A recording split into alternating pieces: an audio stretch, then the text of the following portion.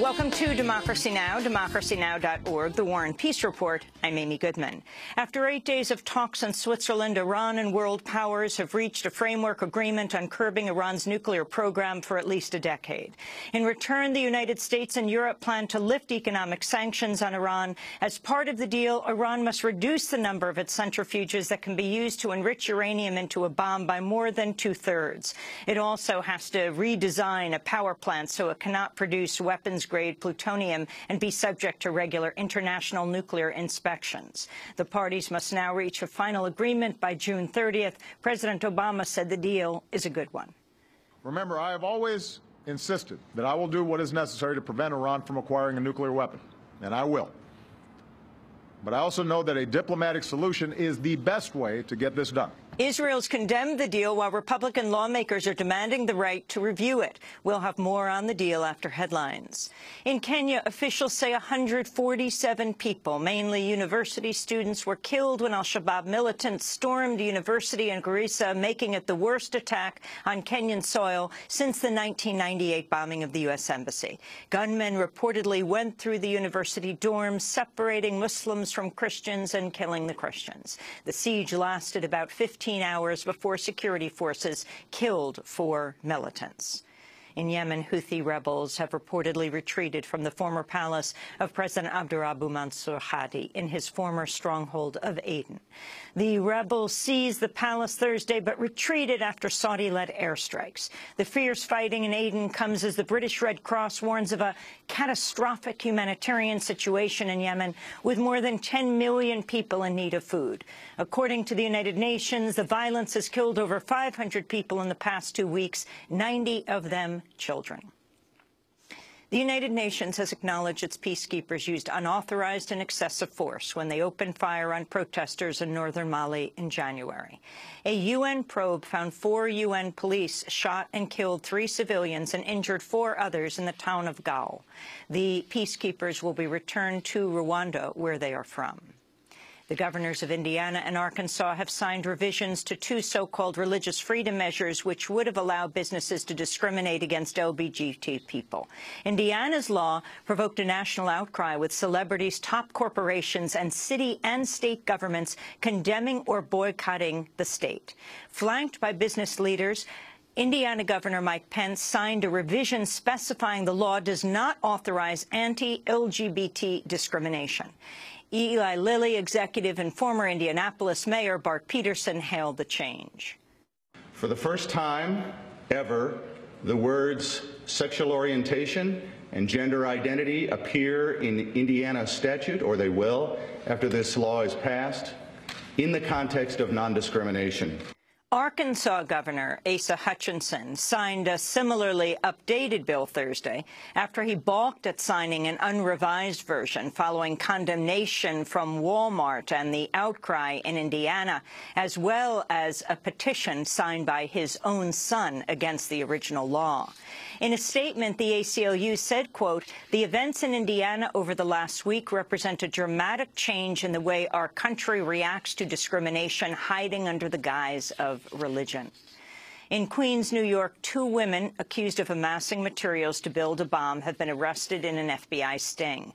Noel Valencias and Asia Siddiqui, both U.S. citizens, are accused of sympathizing with Al-Qaeda and the self-proclaimed Islamic State. An undercover agent appeared to play a key role in the sting, downloading information about explosives and shopping with them for bomb components. Meanwhile, a U.S. citizen once seen as a top Al-Qaeda member under consideration for the U.S. kill list has been secretly flown to New York after being detained in Pakistan. Mohammed Mahmoud Al-Faraq was recommended for the kill list by the Pentagon before the Obama administration balked at killing another U.S. citizen. German prosecutors say the co-pilot accused of deliberately crashing the Germanwings plane in the French Alps, killing all 150 people on board, had researched suicide and cockpit doors in the days before the crash. German prosecutor Christoph Kumpa unveiled the findings. According to the results, the user informed himself about medical treatments as well as different kinds of and the implementation of a suicide.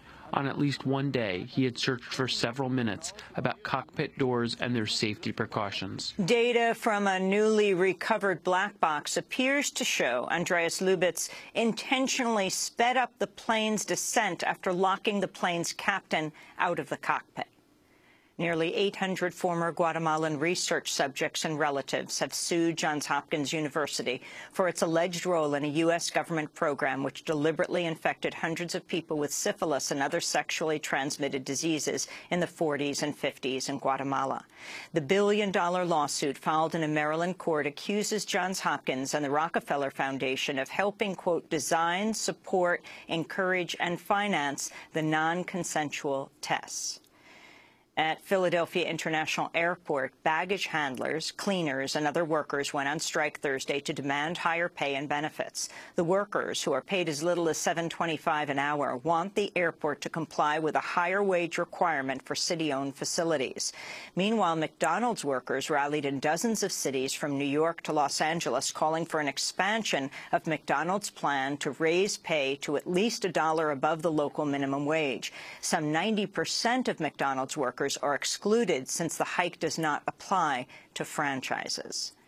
Officials at Duke University in North Carolina say a student has left campus after admitting to hanging a noose from a tree. Duke says the student will be subject to school disciplinary procedures. The noose was discovered Wednesday, days after another incident where a black female student said a group of white male peers harassed her using the same racist chant that prompted the expulsion of fraternity members at the University of Oklahoma. The New York affiliate of Boy Scouts of America has announced the hiring of an openly gay Eagle Scout to work at a scout camp, defying the national organization's ban on LGBT scoutmasters. Pascal Tessier will work at a scoop camp this summer. Last year, the Boy Scouts lifted a ban on LGBT Boy Scouts, but not on scoutmasters. In Alabama, a prisoner who has spent nearly 30 years on death row is being released today. Anthony Ray Hinton was accused of murdering 2 fast food managers in 1985. But subsequent tests found bullets at the scene could not be matched to the gun he was accused of using. According to the Equal Justice Initiative, which won his release, Hinton is among the longest-serving death row prisoners ever to be freed after presenting evidence of innocence. And imprisoned journalist and former Black Panther Mumia Abu-Jamal has been transferred back to the prison infirmary after he was taken to the intensive care unit of a local medical center in Pottsville, Pennsylvania, following a blackout from diabetic shock. Mumia Abu-Jamal's supporters said he was kept under heavy guard and isolated from visitors in the hospital. Following an international outcry, close relatives, including his brother Keith Cook, were allowed to visit. Mumia was shackled to the bed. Matter of fact, there was 2 policemen in the room, and there were 3 policemen outside the door. So you couldn't talk about anything that you didn't want them to hear. That was clear. When I saw him, he ate lunch in front of me. I helped him cut the meat. He had one arm with handcuffs on it, and then he had a needle in the other arm being dripped for insulin. He was smiling. It was obviously that he was weak and not his normal self. But he did have some smiles on his face, and he did crack a couple of jokes. So his sense of humor was there. He just was in a lot of pain. The report the following day was that he was doing worse. Mumia Abu-Jamal has been moved back to the prison infirmary at SCI Mahanoik Prison in Frackville, Pennsylvania, where he was not allowed visitors Thursday. His supporters plan to rally at the prison today to demand he be allowed to receive medical care from doctors outside the prison. They say authorities may have withheld from Mumia Abu-Jamal details about blood tests that could have indicated he was suffering from diabetes. And those are some of the headlines. This is Democracy Now!, democracynow.org, The War and Peace Report. I'm Amy Goodman. And I'm Juan Gonzalez. Welcome to all of our listeners and viewers around the country and around the world.